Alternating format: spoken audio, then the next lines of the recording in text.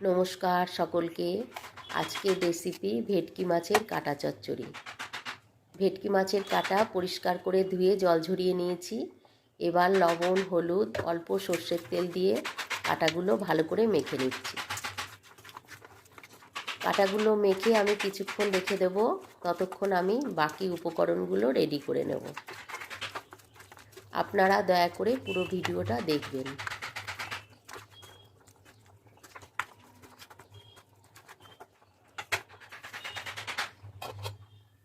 এবার আমি কড়া বসিয়ে তেল গরম করে নিলাম মাছের কাটাগুলোকে ভাজার জন্য।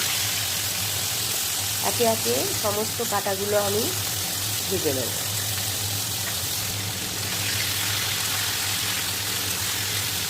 কাটাগুলোকে উল্টে পাল্টে ভেজে নিচ্ছি, লাল লাল করেই ভেজে নেব। একবার ভাজা হয়ে গেল, আমি দ্বিতীয়বারেও মাছের কাটাগুলোকে ভেজে নিচ্ছি। আপনারা কে কে আমার মতন কাটা চচ্চড়ি খেতে ভালোবাসেন কমেন্ট করে জানাবেন। কাটা চচ্চড়ি রান্না করার জন্য শুকনো লঙ্কা, তেজপাতা, গোটা জিরে ফোড়নে দিলাম, আর দিলাম ফাটানো গরম মশলা। ভালো করে মশলাটা একটু নেড়ে চেড়ে নিলাম। এবার দিলাম দুখানা পেঁয়াজ কুচি। পেঁয়াজগুলোকে আমি ডিপ সোনালি করে ভেজে নেব। এবার দিলাম 5-6খানা কুচনো কাঁচা লঙ্কা। কাঁচা লঙ্কাটাকেও আমি পেঁয়াজের সাথে তেলে ভেজে নিচ্ছি। এবার দিলাম আদা রসুনের পেস্ট, 6-7 কোয়া রসুন, 1 ইঞ্চি আদা একসাথে পেস্ট করে দিয়ে দিয়েছি। আদা রসুনের যতক্ষণ না গন্ধ যাচ্ছে ততক্ষণ আমি ভেজে নিলাম।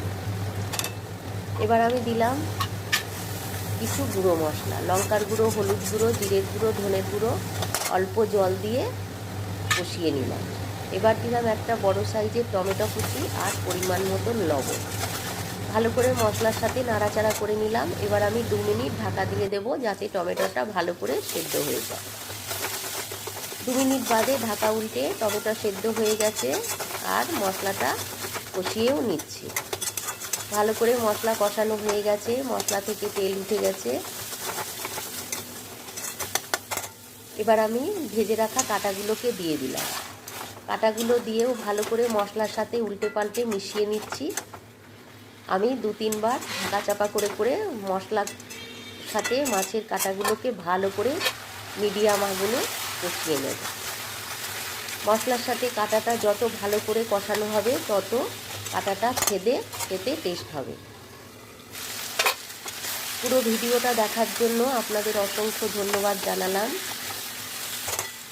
রেসিপিটা ভালো লাগলে একটা লাইক